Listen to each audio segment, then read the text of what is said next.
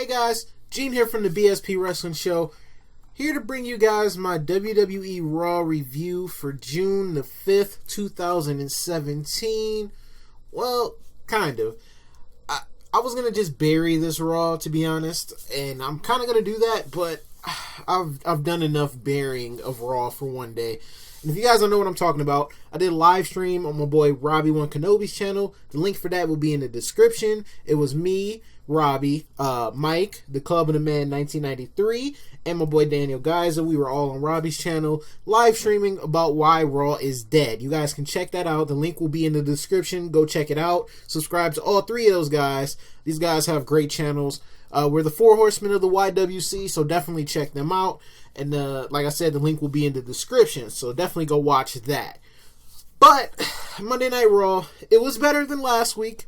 Hell, it was even better than Extreme Rules, but it still wasn't that great, to be honest with you. We had a few moments, we did, but we had one standout moment that I'm definitely going to talk about in depth. But in terms of like the rest of Raw, I'm not really going to discuss everything about it. So we're pretty much building to Great Balls of Fire. Have you guys seen the logo for that, by the way? just look at the logo. When you get a chance, or if I don't forget to put it on the screen, just look at the damn logo. They literally have two balls of fire, and in the middle part of it, it looks like, you know what it looks like. So we have this stupid ass pay-per-view they're starting to build towards or whatever. So Enzo and Cass did a little promo. Cass said he has Enzo's back no matter what. They're going to find out who his attackers are, and he's just going to, pretty much be closer to him than he has been over the past few weeks. He's going to, watch his back even more. And then Big Cass wound up getting attacked backstage by who we don't know. The story is just getting more interesting, and I'm actually intrigued by this. So Enzo, came up to Cass after the refs had got to him and, were asking for help and everything.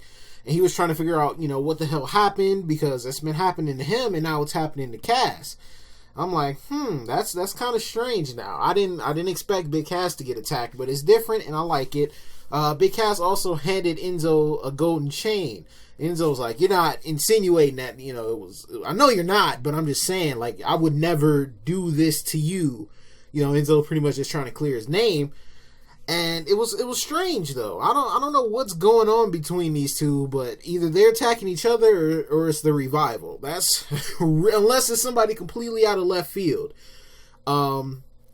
We did see the Revival backstage. Dean Ambrose snuck back in after Kurt Angle had left. We'll talk about Kurt in a little bit, but we did see the Revival backstage. So Enzo is still forced to face Gallows and Anderson by himself, or to find a tag team partner. He finds the Big Show. They have a match. Cool, whatever. They win. After the match, backstage, Enzo and Big Show see Cass. He's feeling a little bit better. Cass said that Big Show's been gone for weeks, and as soon as Enzo needs a partner, he's right there. And he says someone's been sneaking around attacking him. Big Show said he doesn't sneak. If he was going to do something to him, they'd see it coming. And then him and Enzo go off to celebrate the win at a casino or whatever the hell they're doing. Now, let's talk about Kurt a little bit. Kurt Angle, he's still stressing. Last week, Corey Graves went to Kurt about something on a cell phone that he got that he was showing him. And Kurt was like, if this is true, it could ruin me. So Kurt was stressing the whole night. Just about every segment we saw Kurt, he had that phone in his hand and was more focused about that. And even like during the announcers, they were talking about stuff and, looking into the camera, and Corey Graves was interrupted by Kurt. Kurt, brought him close to him to show him something else on the phone. They talked about it. You couldn't hear what they were saying. It was very mysterious. Whatever it is, it's really, really getting to Kurt Angle. And Corey was just like, I don't know. And then he just went back to his chair, and Cole and Booker T was like, all right, that's 2 weeks straight. What's going on? Corey Graves kind of pushed it off. He was like, yeah, I don't know. Hey, look, Kalisto's coming out. So he's keeping it very secretive as to what's going on. We have no clue, but I feel like we're going to find out very, very soon. Kurt was also asked when he went backstage about, his convo with Corey Graves and what was on his phone. And Kurt just kept saying it was a private matter, and he left the building immediately. And that's when, Dean Ambrose slipped back in because Kurt told him to take the night off, blah, blah, blah. Dean interrupted Miz's championship ceremony, whatever. That was a bunch of gibberish. I didn't really care.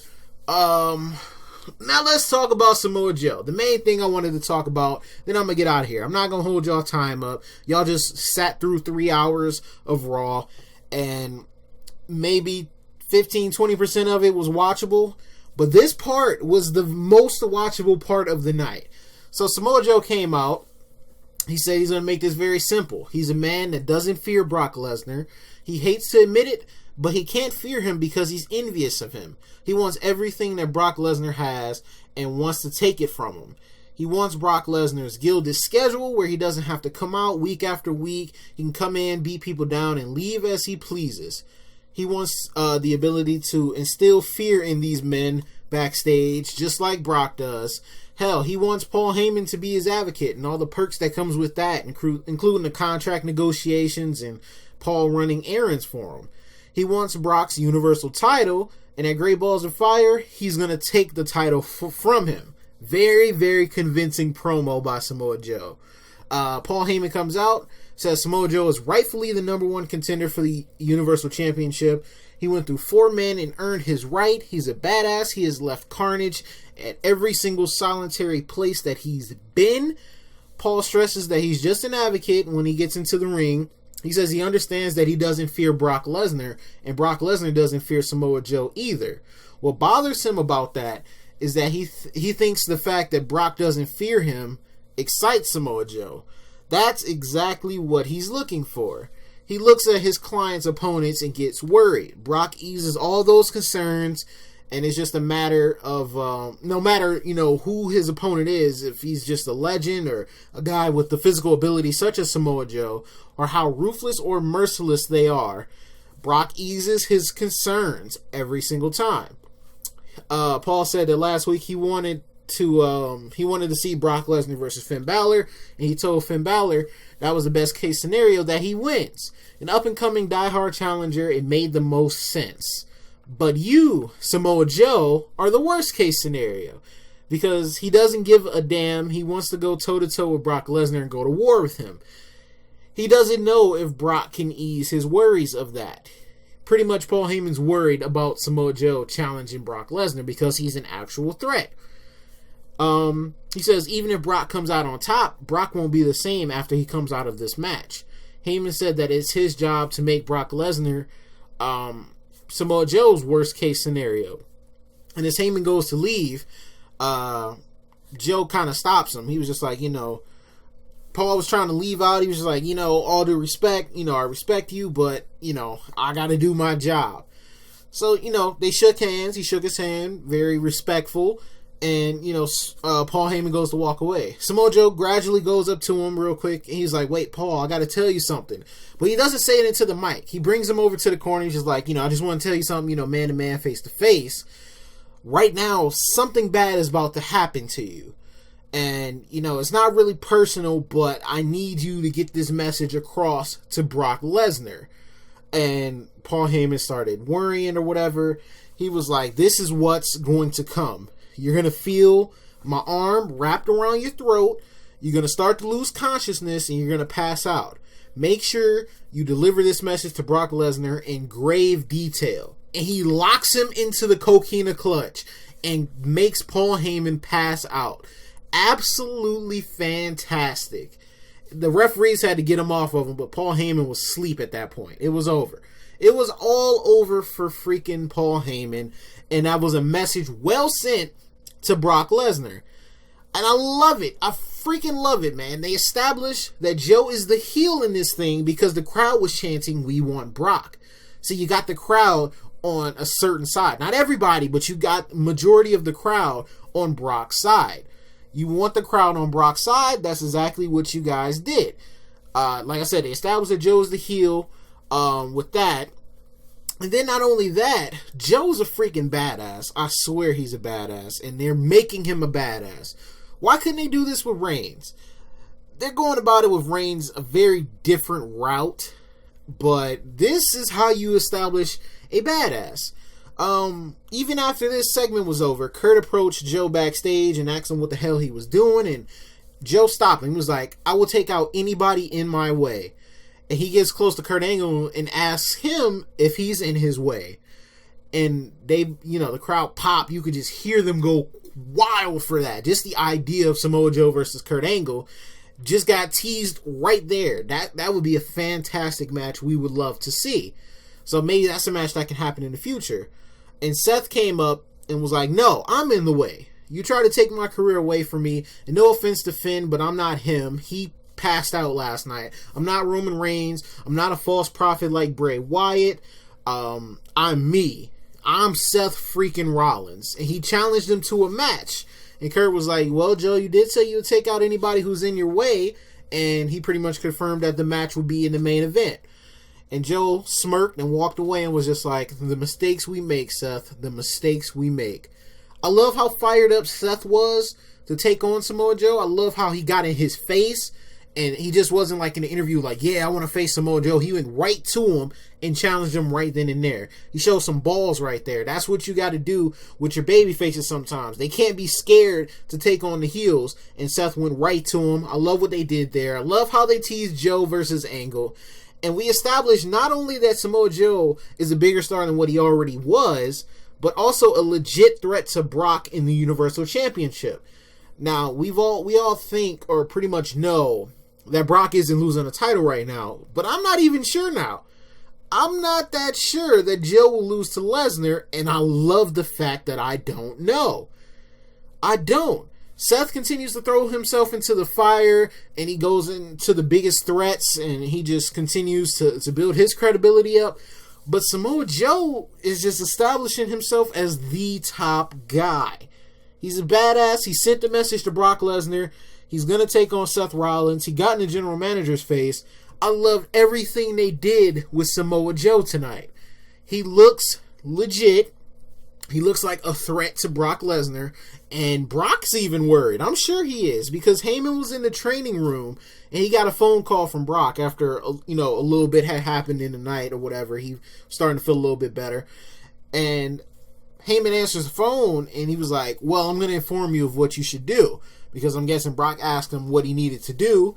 Heyman was like, you need to instill that fear into Samoa Joe that he doesn't have.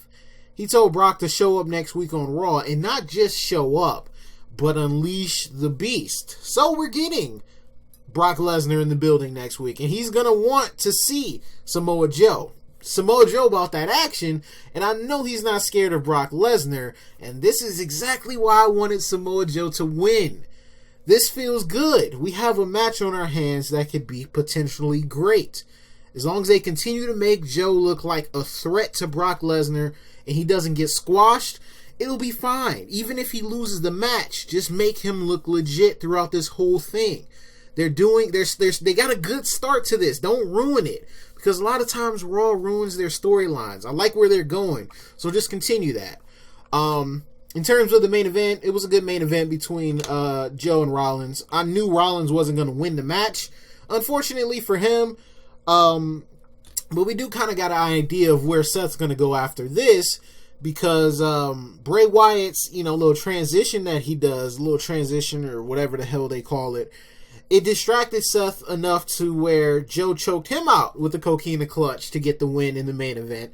So we know Seth is now going to go after Bray, and Bray's obviously feeling some type of way because Seth called him a false prophet.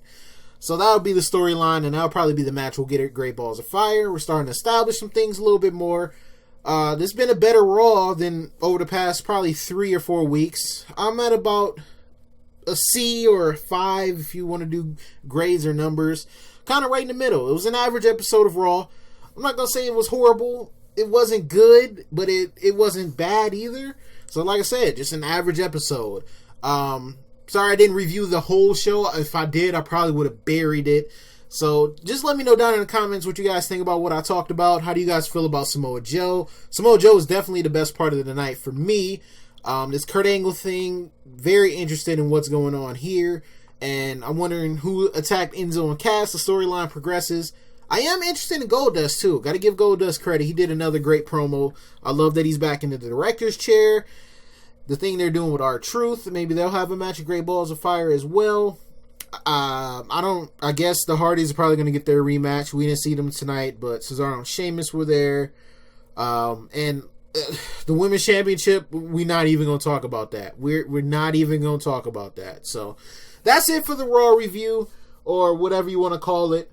Thank you guys for watching. Slap a like on the video if you guys enjoyed. Subscribe if you guys are new. Definitely check out the live stream we did on Robbie One Kenobi's channel. It'll be down in the description. Definitely check that out. You will not regret listening to us go on for about 45 minutes to an hour, just having a good old time burying Raw. So if you guys want to hear a complete burial of Raw, go listen to that.